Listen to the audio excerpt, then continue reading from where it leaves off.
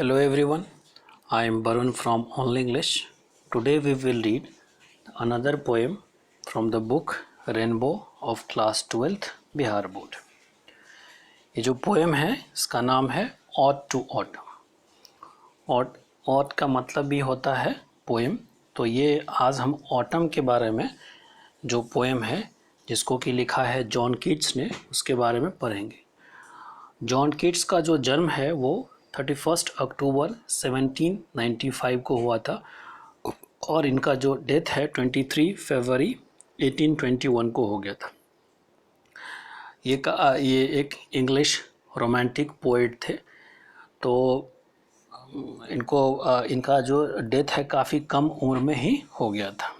तो पढ़ते हैं। और ये जो पोएम है ऑट टू ऑटम ये पब्लिश हुआ था 19 सितंबर 1819 को, यानी कि इनके डेथ से बहुत तब तक ये काफ़ी फेमस हो चुके थे। वैसे ये तो थे डॉक्टर, लेकिन उनको उसमें लगा कि वो ज़्यादा कुछ नहीं कर पाएंगे तो अपना ये पोएम लिखना शुरू कर दी, पोएट्री में।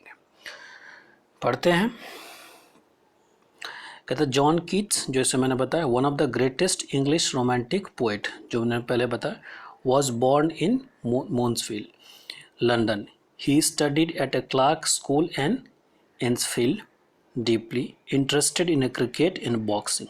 ठीक, तो यानी ये काफ़ी इंटरेस्टेड थे बॉक्सिंग और इसमें। He grew, उसके बाद है He grew into a voracious reader, especially of Greek mythology. अब ये ही ग्रीव इनटू का क्या मतलब है, यानी कि काफ़ी इंटरेस्ट था, यानी काफ़ी ये रीडिंग में इंटरेस्ट था। वैसे इसका मतलब होता है काफ़ी ज़्यादा किसी चीज़ में इंटरेस्ट होना, मतलब वेरी फोर्सफुल कह सकते हैं। रीडर स्पेशली ग्रीक मैथोलॉजी, यानी ग्रीक मैथोलॉजी को पढ़ने में इनका काफ़ी इंटरेस्ट था। He even started translation of Virgil's Aeneid. अब ये जो वर्जिल एंड्रीड लिखा है, ये वर्जिल क्या था, ये एक पोएट था जो कि उन्होंने वर्जिल जो था एक पोएट था और उन्होंने एंड्रीड नाम के एक जो क्या कहते हैं, जैसे हमारे यहाँ पर महाभारत या रामायण है, इसी तरीके से एंड्रीड जो है वो एक लैटिन इपिक कहा जाता है। उसको जो है वर्जिल ने लगभग ये 29 to 19 BC के करीब में लिखा था, तो उसको इन्होंने ट्रांसलेशन शुरू कर दिया था। His ambitions to become a poet was fired by his first acquaintance with the Spenser Faerie queen.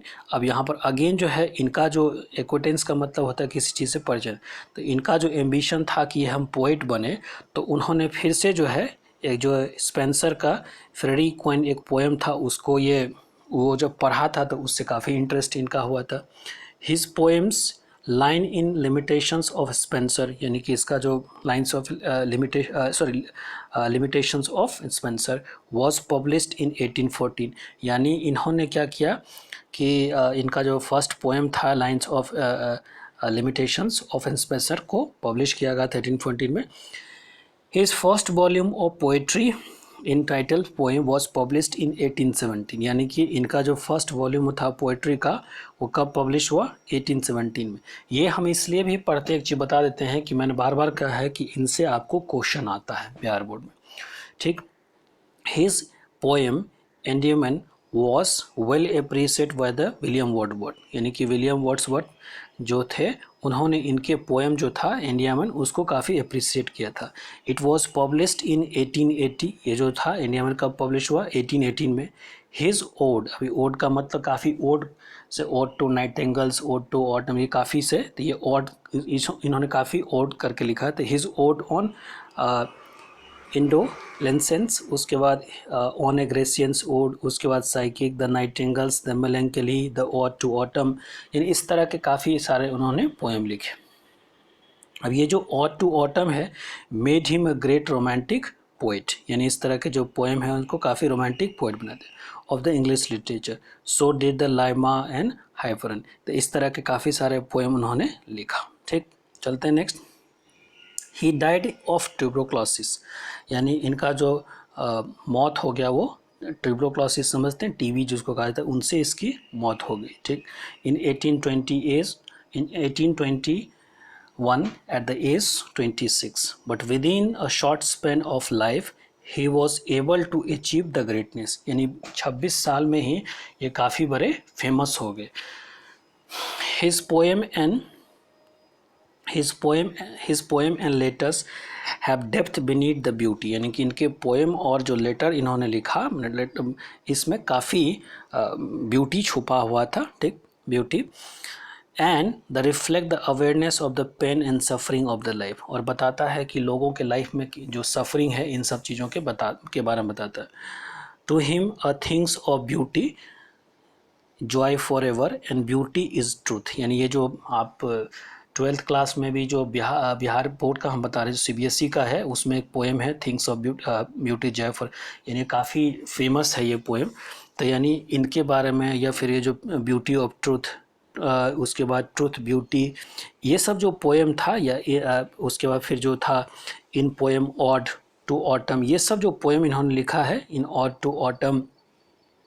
Keats described the beauty and characteristic spirit of the autumn in the series of memorable pictures exhibiting the principle of truth.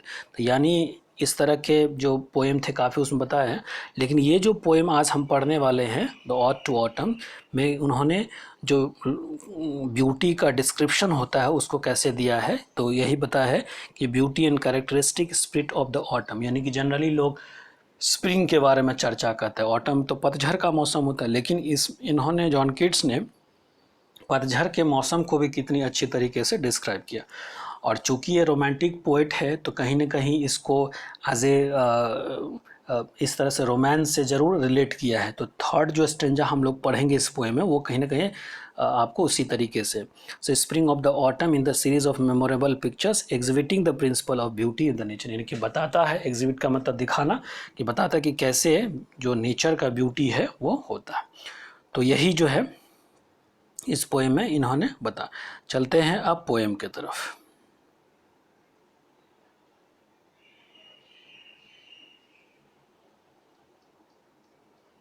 ठीक, तो इसमें 3 stanza है. जैसे अब आप देख सकते हैं कि सेल तक एक स्टेंजा है, उसके बाद यहाँ से दूसरा स्टेंजा है, और फिर ये थर्ड.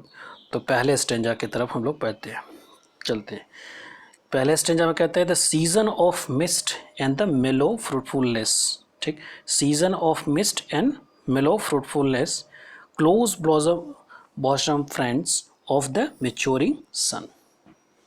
अब ये जो किस तरह का ये जो ऑटम की बात कही गई है, तो ऑटम मिस्ट का मतलब समझते हैं, यानी कि विंटर से पहले एक तरह से जब बारिश होने वाली होती है तो जो एक तरह से धुंधलापन जो दिखाई देता है, या फिर विंटर से पहले जो फॉग का स्थिति होता है उसको हम मिस्ट कहते हैं.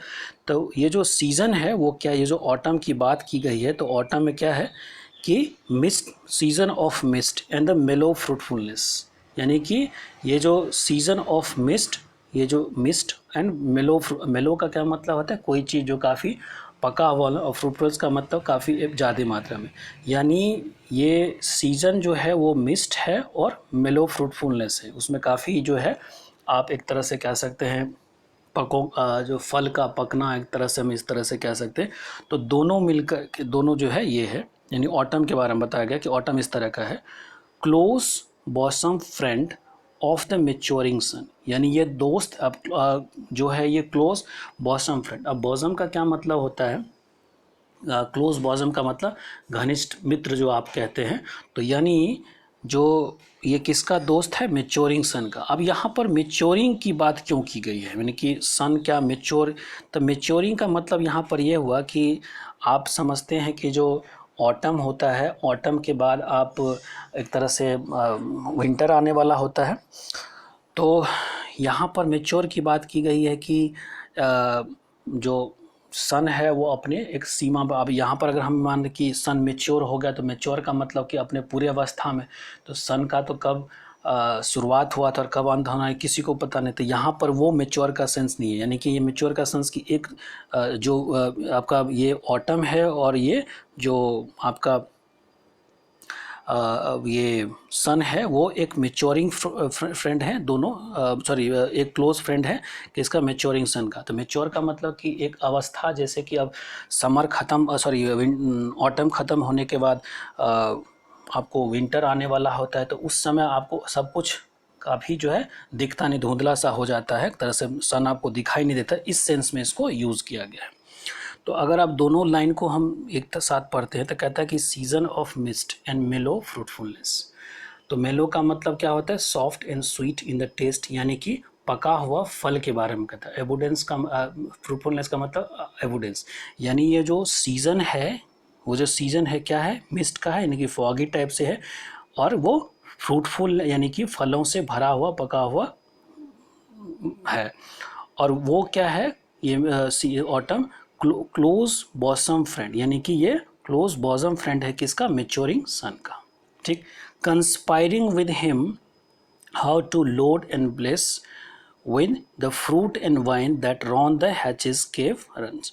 अब यहाँ पर समझने वाली बात है, कंस्पायर का मतलब होता है, जनरली सुने होंगे कि कोई स्कीम बनाना, कि अगर कोई कहता है ना कि he is conspiring against him, यानी कि कोई छुप करके कोई नीति बनाना, इस तरीके से होता है कंस्पायर। लेकिन यहाँ पर जो कंस्पायर की चर्चा की गई, इस कंस्पायर का मतलब अच्छे सेंस में है, ठीक है, कंस्पायरिंग विद हिम, और हिम किसको कहा गया है, सन को, यानी कि एक पर्सोनिफिकेशन यूज़ किया गया है। तो कंस्पायर यानी कि कौन कंस्पायर कर रहा है, यानी ऑटम कर रहा है, कंस्पायर कर रहा है किसके साथ मिलकर के, सन के साथ मिलकर कि how to load and bless, यानी कि अब ब्लेस का मतलब क्या है, कोई किसी को आशीर्वाद देना होता है, लेकिन यहाँ पर लोड एंड ब्लेस का मतलब क्या हुआ कि उस किसी भी इंसान को अगर कोई आशीर्वाद देता है तो अच्छे के लिए देता है।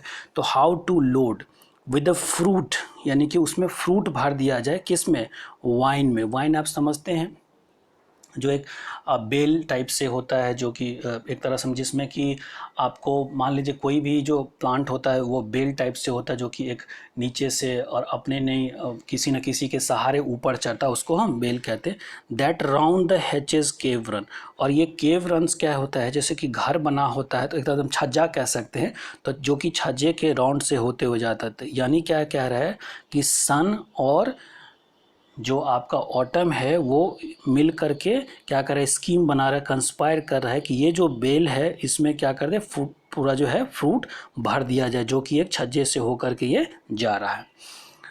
उसके बाद क्या, to bend with the apples and the moss cottage tree.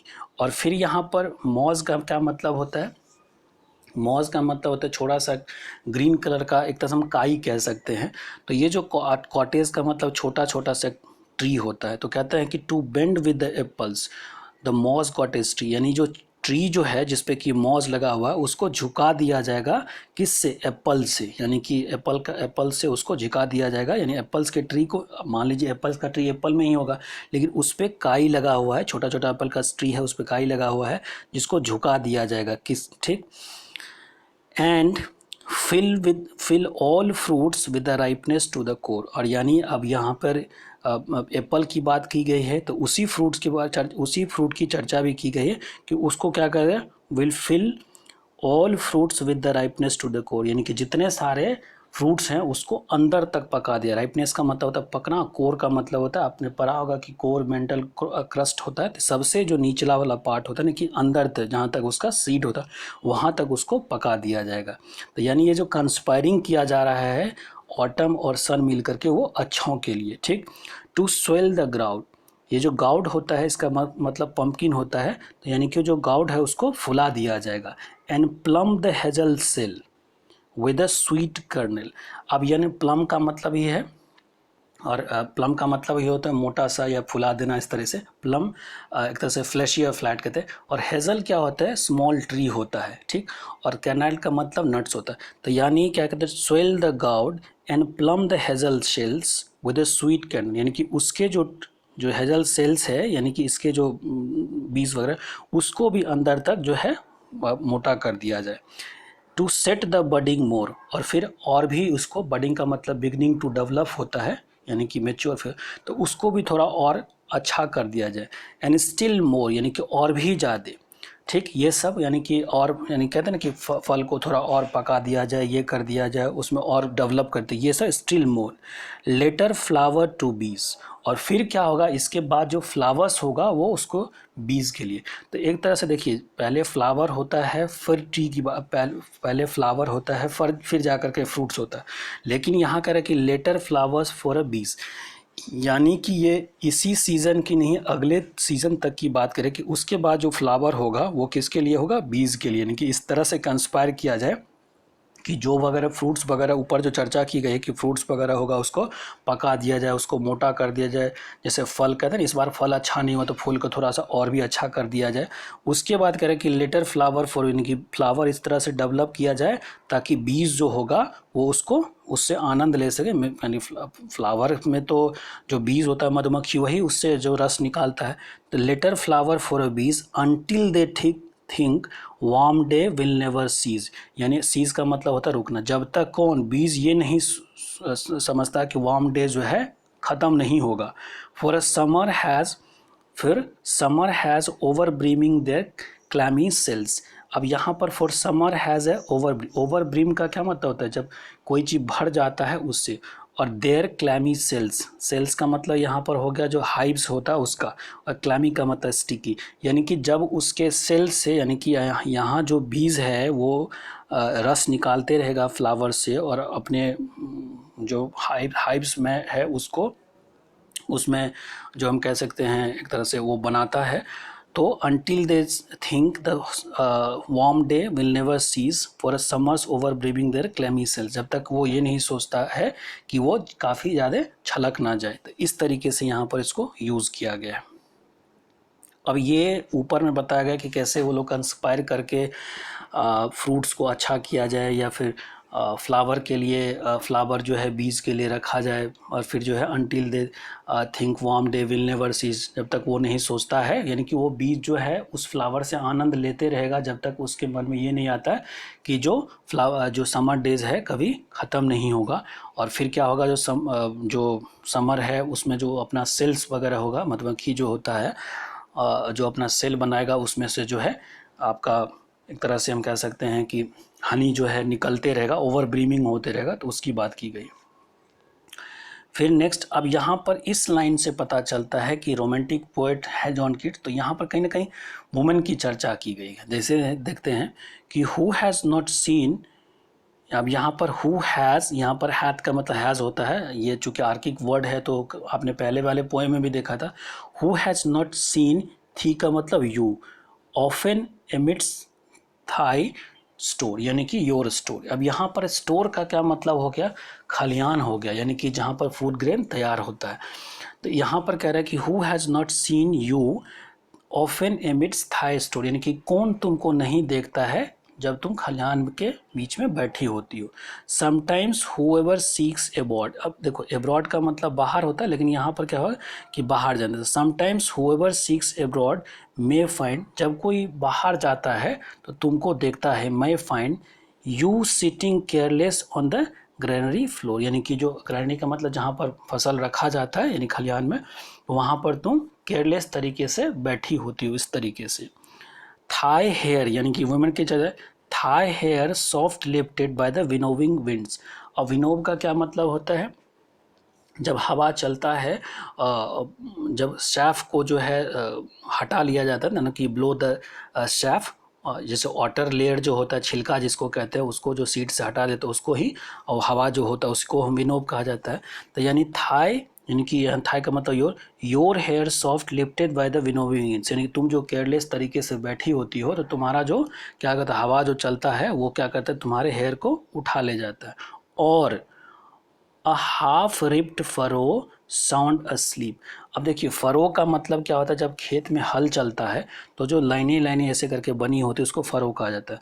और यहाँ पर फरो का क्या मतलब हुआ कि ऑन द और अन हाफ रिप्ड फरो, यानी जब आधा आधा जो है फंसा हुआ, रिप्ड का मतलब क्या, पकना वाला, फरो साउंड स्लिप, तो यानी आधा जो फसल काट लिया जाता है यानी इस तरह से जो बना होता है, तो उसके बीच में क्या करते हैं आप, साउंड स्लीप, तुम जो है साउंड स्लीप लेते रहती, सोते रहती हो, ठीक।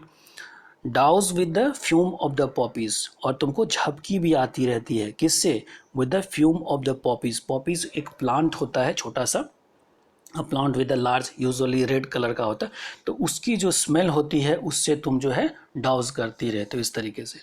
वाइल थाई हुक, यानी कि थाई मतलब योर, हुक का मतलब क्या होता है, इस तरह से जो काटने वाला एक तरह से ऐसे बना करके होता है, इसी को हम हुक कहते हैं। तो कहते हैं thy while thy hook spare the next swath. अब यहाँ पर स्वाथ का क्या मतलब हुआ? स्वाथ का क्या मतलब होता है? Long strip of the land on which crops have been cut, यानी कि जो लंबा सा जो जगह बना जिस पर कि फसल को काटा जाता है। तो while thy your hook spare the next swath, उसको छोड़ देगा यानी कि उसको नहीं काटेगा। And all its twisted flower, और जो सॉरी ट्विन फ्लावर, और वो जो बाकी सारा उसका जो फ्लावर है उसको। अब यहाँ पे देखिए draws with the fumes of the, उससे कहा, उससे पहले क्या गया है कि आप खलिहान में यानी कि आपका हेयर जो है ऊपर उठते रहता है विनोविंग विंड से, और the half ripped furrow sound asleep, यानी कि आधा पका हुआ जो फसल होता है उसमें जो है उसका जो लाइन लाइन बना होता है, जैसे खेत में जाते हैं ना, तो जब फसल कटने से पहले आधा यानी कि पूरी तरीके से वो पका नहीं होता, तो उसका जो फरो बना होता है उसमें तुम स्लीप करती रहती हो।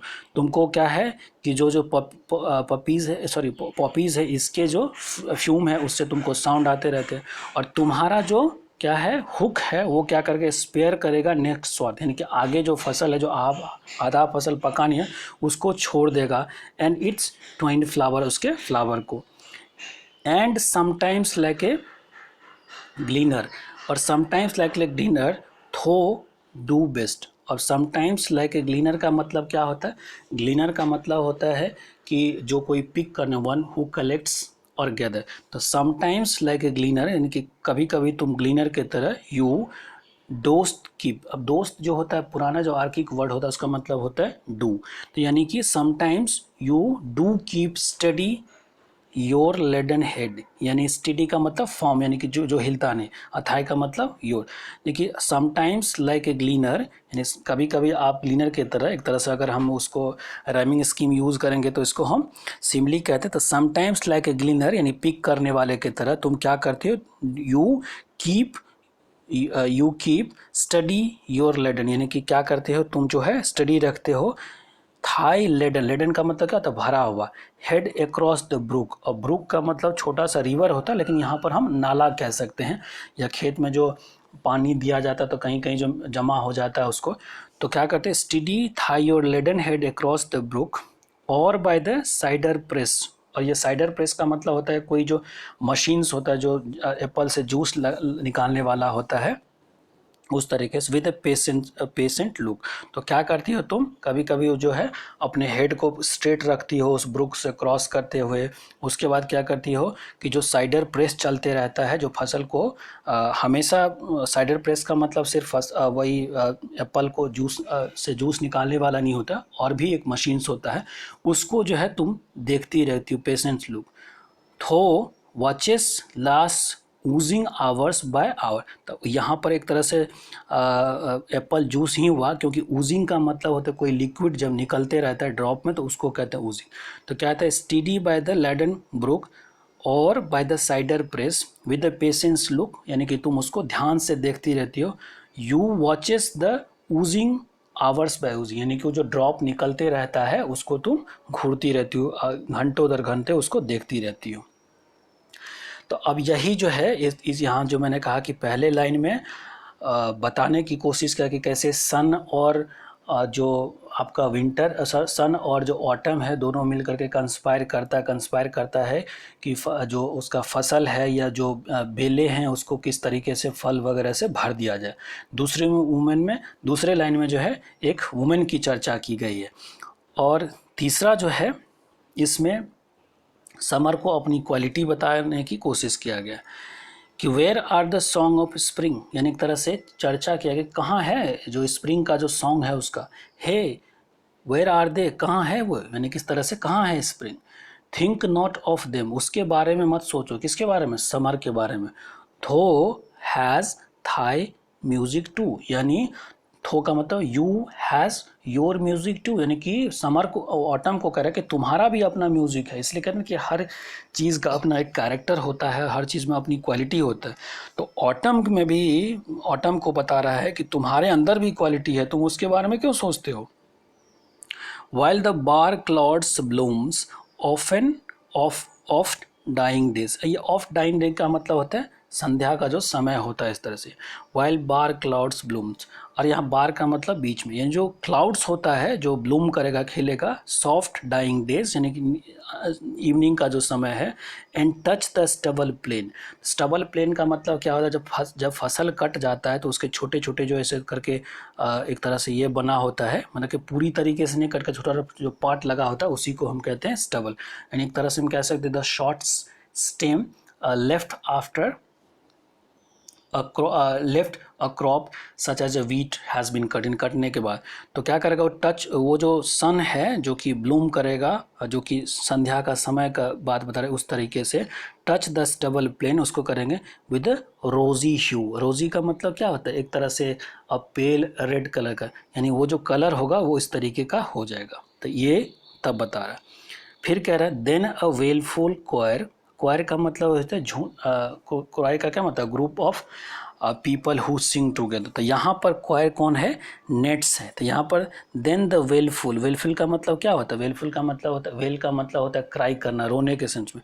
देन अ वेलफुल क्वायर यानी कि क्वायर जो है माने ग्रुप ऑफ, अब यहाँ पर क्वायर का मतलब ग्रुप ऑफ पीपल होता है, लेकिन कौन है यहाँ पर जो है नेट्स है, ये जो नेट्स है ना ये जो इसको कहा गया है choir. Then in the wailful choir a small gnats mourn, mourn का मतलब होता है रोना या एक तरह से सैड सॉन्ग गाना, इस तरीके से कहाँ गाएगा, ये जो नेट्स वगैरह है वो गाएगा कहाँ पर, अमंग द रिवर सॉलोज, यानी जो रिवर है उसके भी अमंग द रिवर सॉलोज। और सॉलोज का मतलब होता है एक तरह से एक अनहेल्दी या येलो कलर कर सकते हैं इस तरह, अमंग द रिवर्स बॉर्न ए फ्लॉट, और फिर जो है वो गाएगा इस तरीके से जिसकी आवाज़ काफ़ी ऊंची होगी। फिर क्या अगर और sinking at the light wind lives और डाइज, और इस तरीके से अपलॉट होगा जैसे कि एक तरह से कह सकते हैं कि सिंकिंग लाइट जो होता है कभी बुझता है कभी जलता है, उसी तरीके से विंड्स लैब्स एंड डाई। फिर लाइन नेक्स्ट लाइन में कहता है and the full grown lambs loud bleat from the hilly bourn. अब यहाँ पर जो आप लैम्प समझते हैं, लैम्प जो है उसको भेड़ को कहते हैं एक तरह से, बकरी को के बच्चे को। तो then the all grown lambs loud bleat, यानी ब्लिट का मतलब वो जो मिमियाना होता है फ्रॉम द हिली बॉर्न, और बॉर्न का क्या मतलब होता है लैंड जहाँ पर वो रहता है। फिर क्या होगा, हेज क्रिकेट्स सिंग्स, ये हेज क्रिकेट क्या होता है, एक ब्राउन कलर का पिंक कलर का इंसेक्ट्स होता है, वो क्या करेगा गाएगा। And now with the treble soft, अब फिर कह रहे हैं cricket sings and now with the treble soft a red breast whistles from the garden croft. अब ट्रेवल का मतलब होता है कि अपने साइज से 3 गुना, तो फिर क्या होगा, जो ये रेड ब्रेस्ट होगा, ये रेड ब्रेस्ट क्या है, एक बर्ड है जो कि अपने साइज से काफ़ी बड़ा है, वो क्या करेगा सीटी बजाएगा फ्रॉम द गार्डन क्रॉफ्ट यानी कि गार्डन से। एंड द गैदरिंग सॉलो, सॉलो का मतलब बर्ड होता है, ट्विटर इन द स्काई, और फिर क्या होगा स्काई में जो है ट्विटर करेगा। तो ट्विटर का मतलब होता है एक तरह से बोलना ही होता है, छोटी आवाज़ में जो बोलता है उसी को हम ट्विटर कहते हैं। ठीक, तो इस तरीके से हमारा ये, तो अगर अब हम एक दूसरे लाइन एक स्टेंजा का दूसरे से मिलाते हैं तो देखिए कभी जब आप पोएम इस तरह के जो पोएम पढ़ेंगे तो आपको पता चलेगा कि पहले वाले स्टेंजा से दूसरे का कोई मतलब नहीं है। इसमें पढ़ने से, एक बार पढ़ने से तो आपको लगेगा ही नहीं जो इसमें वर्ड्स वगैरह यूज़ किया गया है कि पहले से दूसरे का क्या कनेक्शन है। लेकिन पहले स्टेंजा में जो है बताने की कोशिश किया कि कैसे ऑटम जो है वो सन के साथ कंस्पायर करके जो एप्पल्स वगैरह है या फिर जो ग्राउंड वगैरह है उसको कैसे प्लम किया था। दूसरे स्टेंजा में चर्चा किया गया है, चूँकि रोमांटिक पोइट है तो रोमांस की चर्चा होना है कि एक वुमेन की चर्चा की गई है कि कैसे वो जो ग्रेनरी फील्ड में बैठी होती है फिर उसका बाल जो है कैसे उड़ते रहता है, उन सब चीज़ों की चर्चा की गई है। और थर्ड लाइन में जो है कंपेयर किया गया है कि ऑटम को स्प्रिंग से, कि तुम्हारा भी अपना ही क्वालिटी है और उस क्वालिटी को जो है बताने की कोशिश की है। वहीं पे बताया गया कि कैसे जो क्वायर है या गनेट्स है बर्ड्स है किस तरह से सिंग करेगा, या जो लैम्ब है वो कैसे वहाँ मिमियाएगा। तो इस तरह की बातें इसमें की गई है। ठीक, इसी के साथ ये पोएम ख़त्म होता है। मिलते हैं नेक्स्ट पोएम के साथ। Till the time have a good day.